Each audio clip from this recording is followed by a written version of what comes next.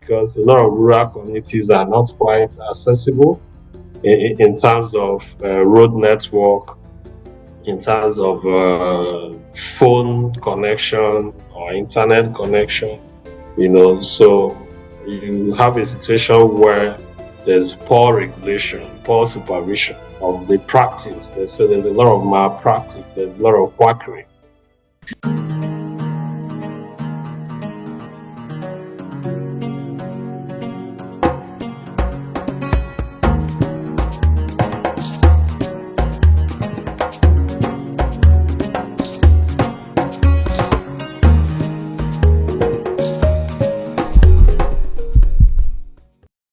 Hello and welcome. This is Rethinking Rural Health Financing. You are listening to the podcast that asks the question too many people forget. What about rural health? I am your host, Chinasa Imo. Together we are uncovering the stories, challenges, and innovations shaping healthcare in overlooked communities. In this series, we ask hard questions about how money moves, who gets funding, who gets saved, and who gets excluded. From policy to practice, we explore what healthcare financing should look like for everyone. Every now and then, a state health budget could become the subject of debate. And not too long ago, social media in Nigeria was buzzing with claims that Ekiti state government allocated just 68 million naira to primary healthcare in its 2026 budget. News traveled fast. Understandably, people reacted because for many, that figure felt like a clear answer to why rural health systems struggle in Nigeria. Shortly after, government officials responded, explaining how health financing is structured. According to the officials, primary healthcare budget is not a single line item. Health financing is spread across multiple sources. Some are state allocations, some come from the Basic Healthcare Provision Fund, others come from World Bank supported programs, donor supported initiatives, and sometimes households have to pay out of pocket, and this money never appear in official budget where the public can see them. Now, on paper, this can look comprehensive, meaning, there are money coming from so many places. But in practice, primary health care, especially in rural community, is not funded through one clear source. It can mean fragmented financing, short-term funding cycles, broad responsibilities, and weak accountability. Now, this anecdote that we open up with exposes how confusing and oftentimes how opaque rural health financing has become. This episode is not about who is wrong or who is right on social media, so do not go and quote us as validating any sides or whether a particular budget is even accurate, because health financing is enormous. But the real question that we are asking through this is, if health is financed through multiple streams, who is actually paying for rural health? And what should sustainable domestic resource mobilization look like beyond donor funding? And joining me today to unpack this conversation is someone who understands the Nigerian health system from both policy rooms to primary health center, Dr. Laz Ude Eze. But before I introduce my guest, let's take a quick break. If you're enjoying this conversation, don't forget to subscribe to What About Rural Health on all podcast streaming platforms. We are on Spotify, Amazon Music, Apple Podcasts, Listen Now, and so on. And yes, we are on YouTube too. Your support means a lot to us. Please leave a comment, share, and most importantly, give us a review. It helps others discover this important conversation. All right. Welcome back to the episode. You are still listening to What About Rural Health with Chinasa. Without much ado, let me introduce you to our guest. Dr. Laz is a public health physician.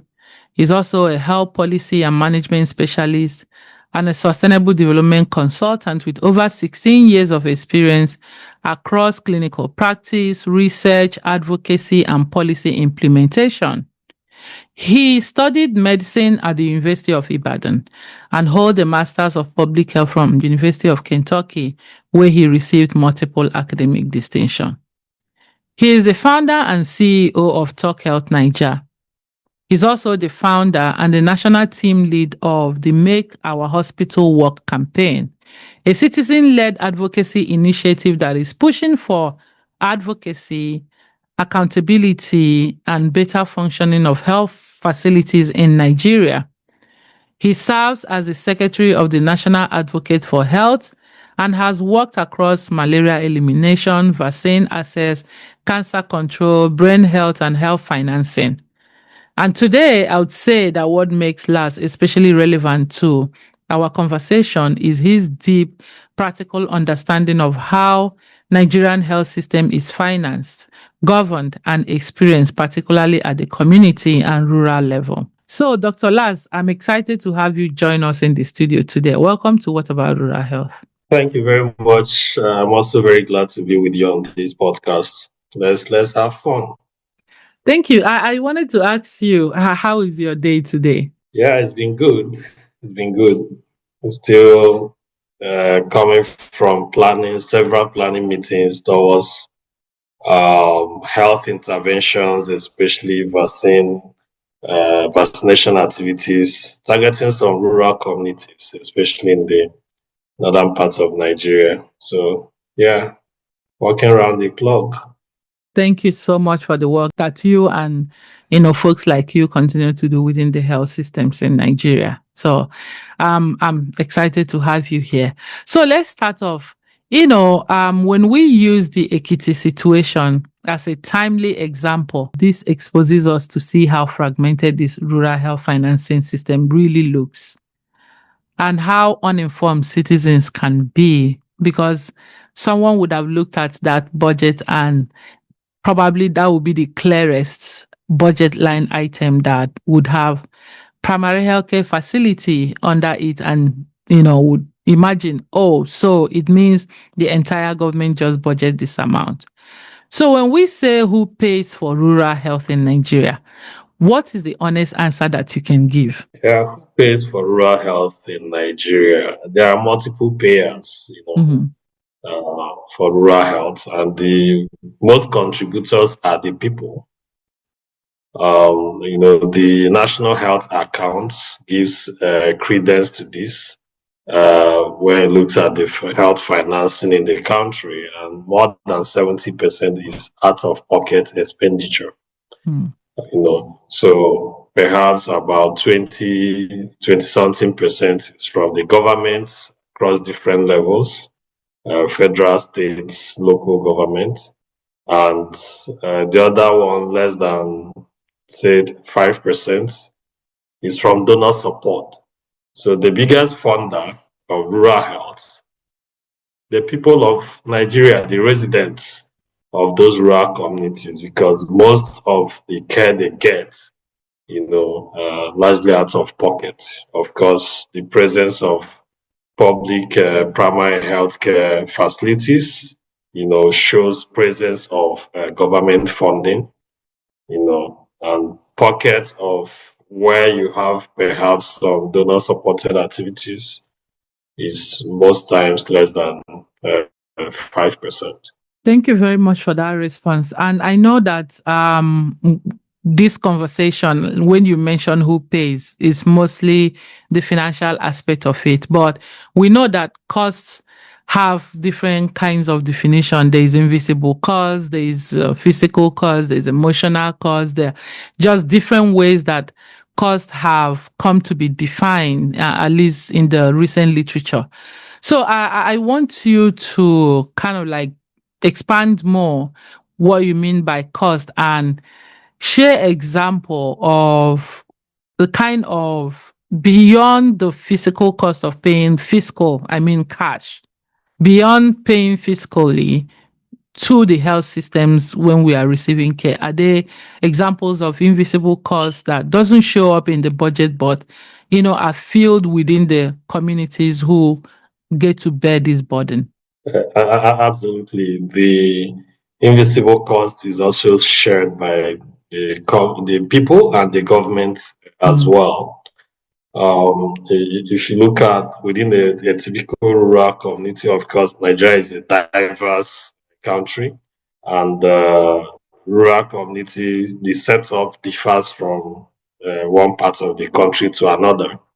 What is obtainable in a rural community in Bayelsa, that is a riverine state, or in Rivers Delta state, that is riverine, might not be what you get in the setup of a rural community in Sokoto or Jigawa or Kebbi state, that you have largely dry land and not as wet as oil.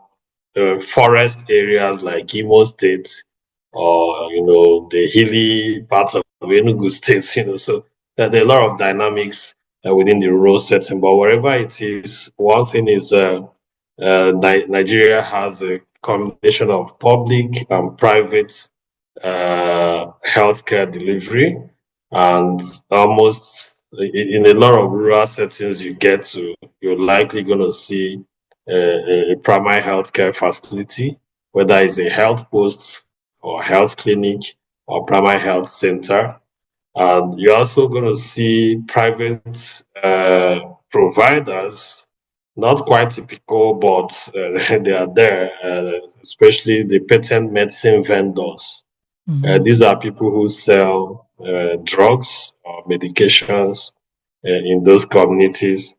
Because of lack of skilled healthcare providers in many of these rural communities, they come under pressure and demand by the people to provide services, and they begin to provide, sometimes rightly, sometimes wrongly. And you also have the traditional providers who are mostly found in the rural communities, who use unorthodox methods to provide care. So in terms of who is paying for what, the providers of these facilities, cost is involved in setting it up, and cost is involved in managing the human resource. And also on the parts of the users, look at both the demand and the supply side. So from the supply side, yes, government has buildings, they might put some beds, some equipment, and also hire people that are working there. Private providers also have a place that they take care of, whether it's rented or whether it's their own building. So those involve costs. The demand side, the users also incur their own side of costs beyond what they are paying at the health facility where they get services. How long does it take them to even get to the health facility itself? Do they need to walk? What kind of transportation facilities are available to move people who are in need from one location to another? So those involves different kind of costs, and of course the community sometimes also bears some level of cost, especially when you're dealing with those who are maybe senior citizens, maybe those who need some form of support or the other. Some communities, some rural communities come together to be like, okay, instead of them having to go to facility, people should come to their homes or organize outreaches during market days, to provide some kind of. So those arrangements might also involve certain kind of both visible or invisible financial or economic costs. So the various stakeholders are involved one way or the other, making different kind of expense. Thank you. I like the way that you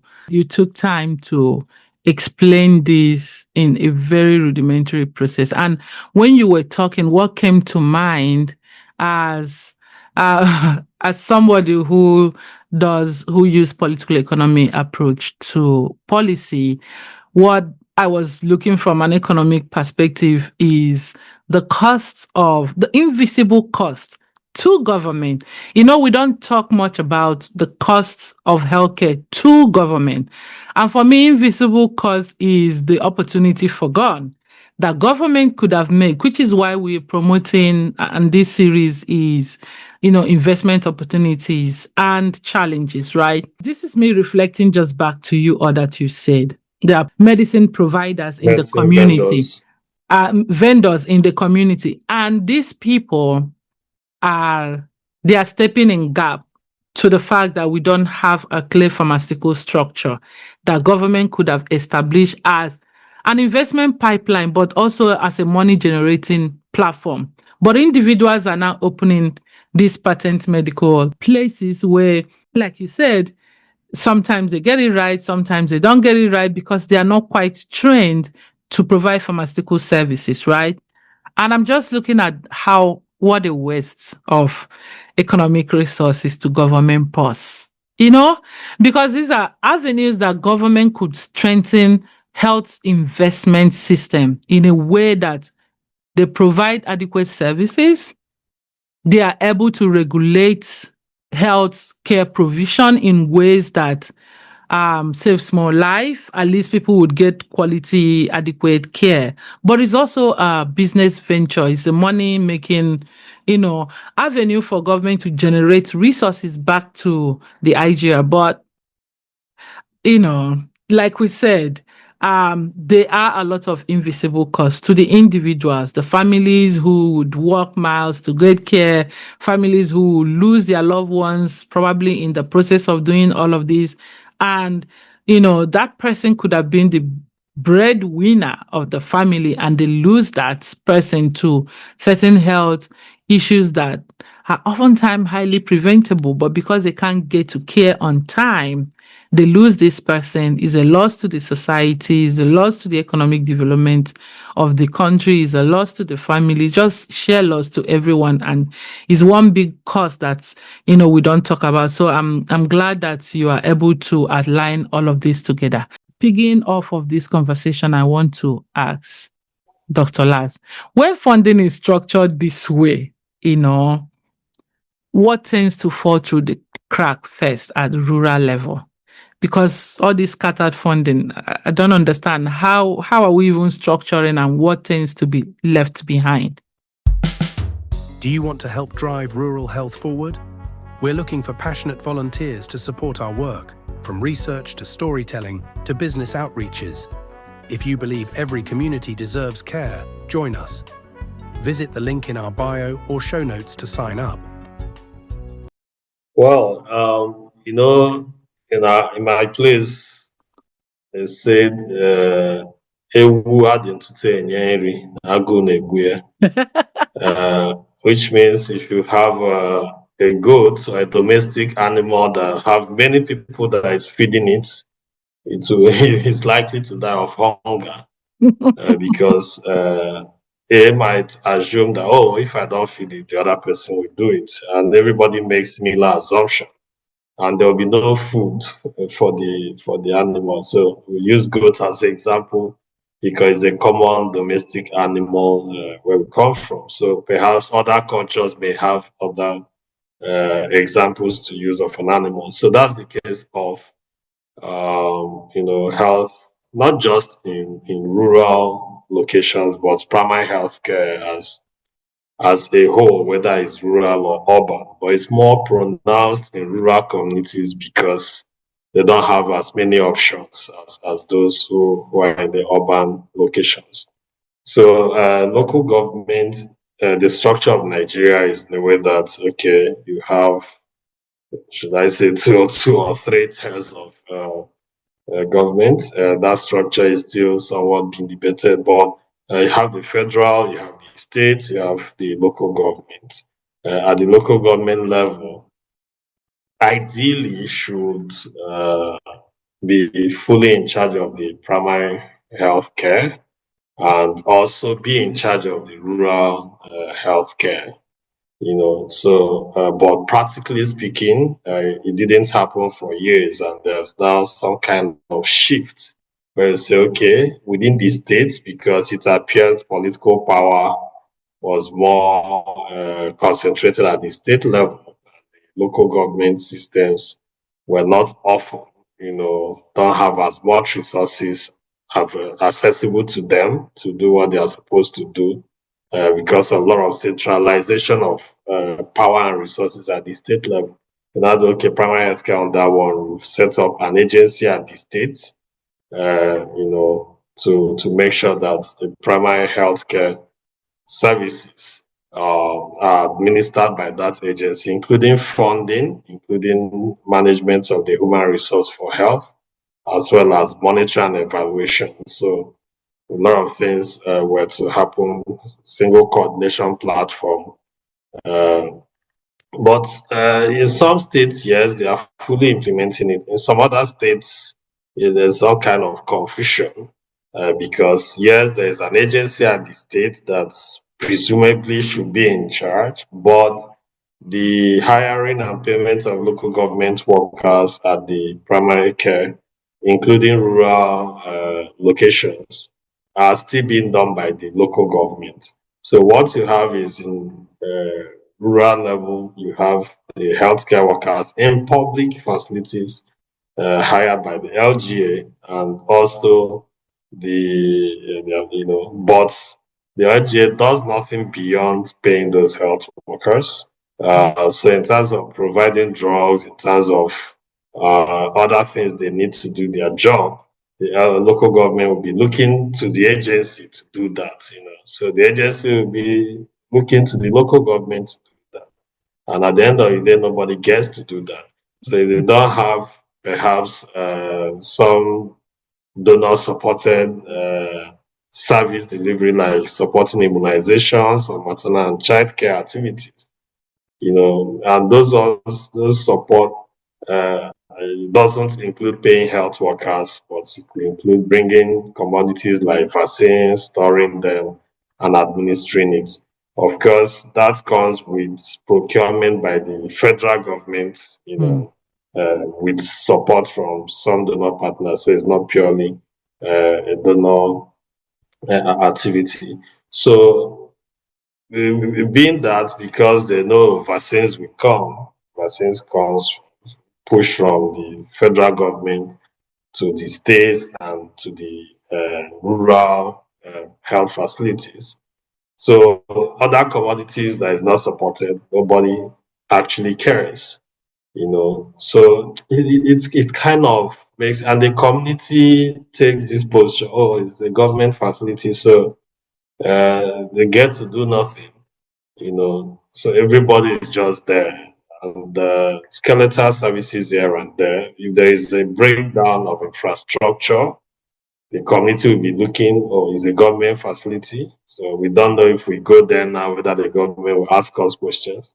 The government might not even know that the building has a problem, because perhaps the health workers there will even be scared to report that there's a problem there, So nobody primarily takes responsibility in that situation. And when it comes to even the private ones, because a lot of rural communities are not quite accessible in terms of road network, in terms of phone connection or internet connection, so you have a situation where there's poor regulation, poor supervision of the practice. So there's a lot of malpractice, there's a lot of quackery, within the rural communities, and there's a lot of cost to complications from situations that could be very well handled, so both visible and invisible component to that, or even death in extreme situations where people are poorly managed. So because of the burden of people having to pay out of pocket, there's financial distress, so people who now want to seek alternative care, and because of the demand for cheaper and alternative care, it also led to people coming up with all sorts of claims of, what they could do and what they, even when they obviously don't have the capacity to do that. So this unstructured kind of financing and multiple sources, and everybody is responsible and nobody is actually responsible. Accountability, nobody is really, fully following through that. It's kind of problematic. So even at the state level where there is an agency, the governors or the state governments often feel, oh, federal will bring vaccines, HIV, antiretroviral drugs. Okay, so, some partners might support with that. TB, leprosy drugs also free with some partner support. So be like, oh yeah, they just feel, yeah, you guys don't have a problem, So when it comes to budgeting, you have the agency budgets. You also have the health insurance agency. Some states may have different kind of platforms they've created at that level. So when it's not everyone that have the capacity to actually interpret, the budget on Excel with a whole lot of pages, and sometimes when I study the health budgets, the Federal Ministry of Health budgets alone, so over 1,000 sheets on Excel. So if someone opens a budget and see one line item written primary health care, Sometimes I feel that budget is with, designed that with way, so nobody cares. yeah, so it doesn't mean that that's actually the amount. There are different components to it. The salary parts will be under recurrent expenditure, which you will not see one line item that will capture everything about primary health care. So you could have the overhead and salary on a part, the capital expenditure parts on the different segments, and you could also have them listed according to the agencies or according to. So budgeting is where it begins from. But after budgeting, what next? What percentage is released?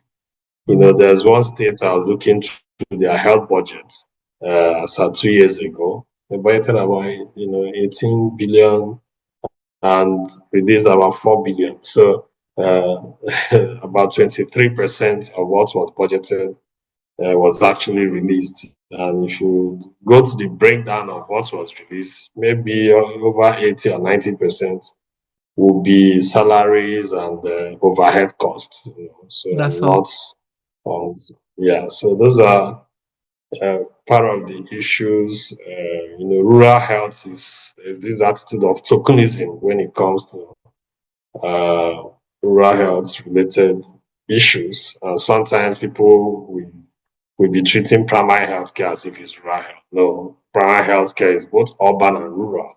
Yeah. And rural health is rural health, so which could involve the primary care, even the secondary, in terms of general hospitals. Some of them are located in rural communities, but they all suffer similar challenge of uh, poor funding, and also double challenge. Even the little resources that are available are not efficiently being utilized. So we are not even getting value for the minimal funding that is being deployed, whether irrespective of the sources it's coming from.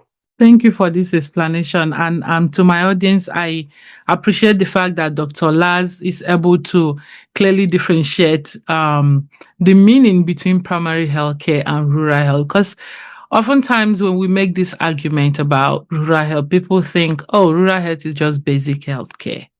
And I said, no, that's not true. Rural health is healthcare needs located within a geography that is defined based on a country, because I've seen different definition as people come to my podcast as well, trying to define what rural mean in different contexts. However we define it, as long as geographically that context is defined as rural, whatever health happens there is classified as rural health. And I know I've had this argument as well with someone also on my podcast, and we were trying to be very specific that people who live in rural health, their care needs. Their healthcare needs are not just basic. It's not an issue of, do they have malaria? Let's go cure malaria. Are women giving birth? Let's provide maternal and child health, services. They too are faced with issues of cancer, lung cancer, cervical cancer, dementia, diabetes, high blood pressure, and other forms of specialized care that require specialized needs. Yet, those things are something we've not even begin to pay attention to. And I think that the insight that you provided here just gave me clarity to why there's all of this conundrum in healthcare delivery, especially within the Nigerian context, where I give it to them that most of these model started less than 10 years ago, right? However, we cannot keep making that excuses when we know the practical problem. Like you said, if so many people are feeding a goat, the goat will most likely at the end of the day, end up being underfed, hungry, or malnourished, right? Because one person will think, I've given this goat protein, so let me feed this goat carbohydrates today. And then you will not know that consistently the goat have just been eating carbohydrates and being sick and not getting balanced diet. So there's a whole lot of conundrum to this, but I want to ask my audience to join me in reflecting, because the whole essence is to trigger certain sense of thinking process for those who digest and take on this information that we pass through this podcast. First is that when healthcare is publicly funded, we hear a lot of government talk about the health budget, and Dr. Laz have clearly, defined that it's not just one pot of money.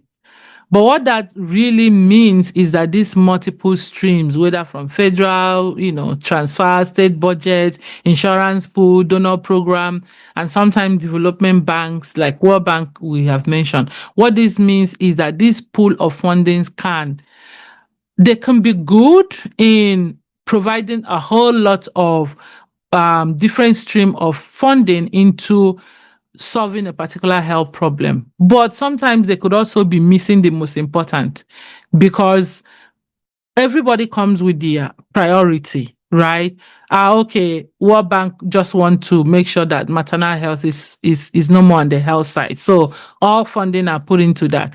Well, another donor still picks the same statistics, maternal health, and all funding are put into that. At the end of the day, we neglect other kinds of care.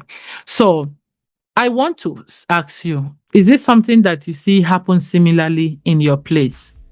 And how is rural health funded in your country? Is it similar to what has been described here or different? Please drop us a comment in the comment section. Thank you. To everyone listening, thank you for joining us on today's episode of What About Rural Health? If today's episode moved you, challenged you, or made you think a little bit differently, please follow, subscribe, and leave us a review on your favorite podcast platform. And as always, let us continue to ask the question, what about rural health? Until next time, I'm still your host, Chinasa Imo. Bye for now.